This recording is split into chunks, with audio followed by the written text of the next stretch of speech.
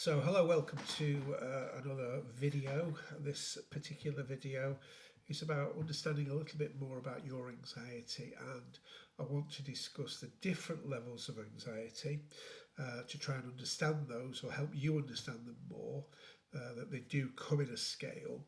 And this is my perspective, I would say, from my therapeutical practice in working with lots of people with anxiety. So my name's Rick Cardwell. I'm a local dynamic counsellor and therapist. And if you need any advice or guidance, just message me. If you've any questions about this video, you can get in touch with me through any of my social media channels, etc. So, have you ever wondered if what you are feeling is just stress or something more? Now, as a therapist, I can tell you anxiety isn't a one size fits all. It exists on a spectrum. And understanding where you are on that spectrum can be the first step towards feeling better. So today I wanted to walk you through the different levels of anxiety, not just from a clinical definition, but from what I actually see in the therapy room. Because anxiety doesn't just look like panic attacks, sometimes it's much quieter and much easier to miss. So if we look at level one, let's say the first level of anxiety, we could call that mild anxiety, and that's what we refer to as the background noise.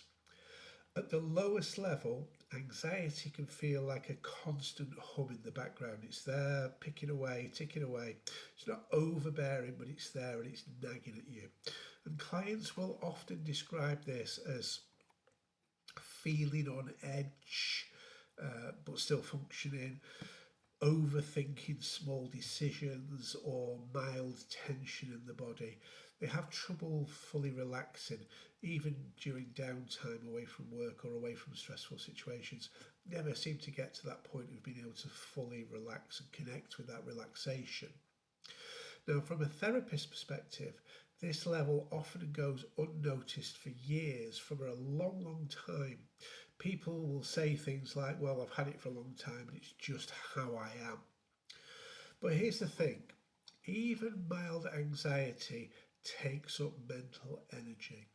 Over time, it can lead to burnout because your nervous system never really switches off.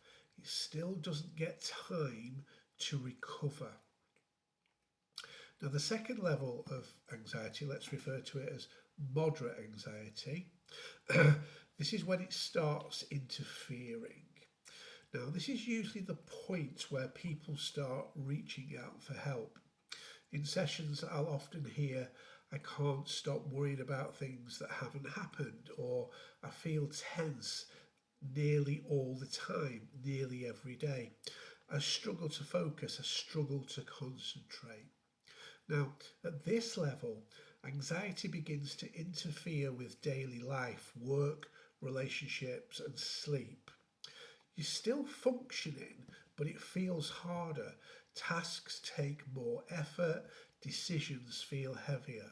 Now, as a therapist, this is where we can do a lot of meaningful work, helping clients identify through the patterns that we have, that we regulate our nervous system, and we learn to rebuild a sense of control. Now, level three is severe anxiety, when life feels really overwhelming. Now, at this level, anxiety becomes much more intense and harder to ignore. So clients may experience frequent panic attacks, avoidance of situations, social events, work, travel. There's also physical symptoms like heart's racing, dizziness or nausea. We know very much that anxiety over time creates a lot of physiological symptoms, particularly in the digestive system, in aches and pains, in tensions throughout the body. Lots and lots of symptoms that come purely from being anxious. Skin conditions are another one, actually deal with that quite a lot. But there's this constant sense of dread. Now, this often looks like someone feeling trapped, wanting to live their life but feeling unable to. I kind of describe this as being in no man's land, not being able to move forward and not being able to go backwards. It's kind of a foggy place to be with no direction and no focus for the future. Now, what stands out most to me is how exhausting this level is. People come and they're tired, they're broken, they really are exhausted.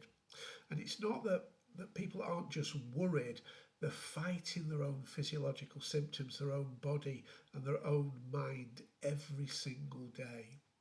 Now, if you push this onto a fourth level of anxiety, a deeper level of anxiety, this is really what I call the breaking point, which is panic and crisis. This is the most intense level of anxiety where the body goes into full alarm mode, full fight and flight. And this is inherent of panic attacks. And panic attacks, I'm sure many of you will have experienced those. There are the sense where you can't breathe, you've got these short breaths, you're able to take in enough oxygen to be able to regulate your breathing. Your heart feels out of control, that's often racing with the adrenaline coursing through your veins, and you might even faint or feel that you're going to die. Now, even though panic attacks are not dangerous, they're actually a natural bodily reaction to anxiety and cause no lasting symptoms or problems. They feel incredibly real and are really terrifying. Now, the focus here in therapy is first on stabilisation, helping the person to feel safe again in the body. Only after that, after you get that security and that safeness, can you begin to explore the deeper patterns, the music behind the words, as I call it, the issues that are causing the symptoms of the panic attacks. Now, what most people do not realise is one of the most important things that I've learned, and what a lot of people do not realise, is that people of every level of anxiety often minimise their experience. Mild anxiety gets dismissed as not serious enough. Moderate anxiety can get pushed out of the way, swept under the carpet until it becomes burnout. And severe anxiety comes with a sense of shame, of self-judgment, not feeling good enough, that criticism of oneself.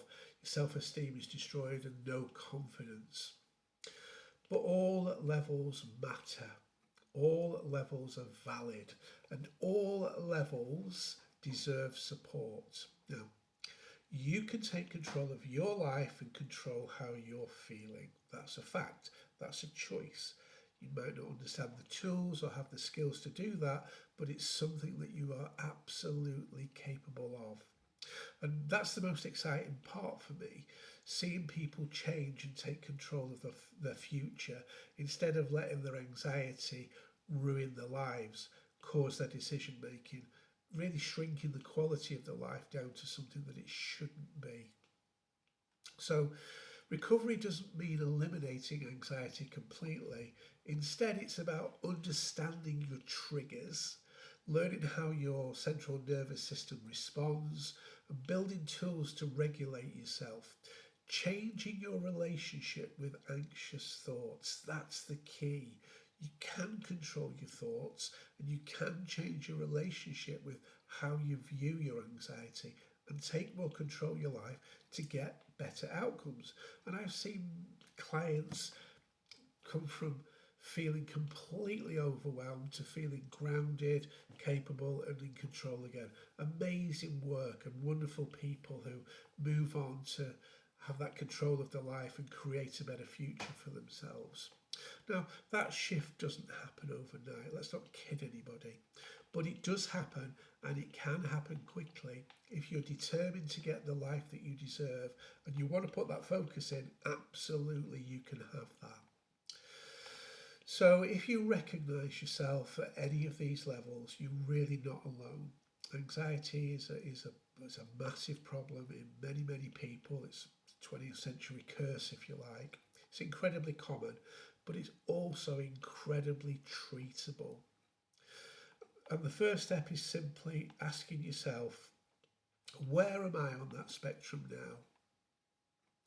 Now, if this video has helped you understand your anxiety a little better, make sure you please like this video or subscribe if it's on YouTube. It really helps more people find that content. The more people that can understand about anxiety and stress, then the more chance there is of having those symptoms, and the world can be a better place from that. And if you want more honest, therapy-informed conversation about mental health, don't forget to message me, ask me questions, subscribe, turn on notifications so you don't miss other videos. More importantly, please take care of yourself, and I'll see you on the next video.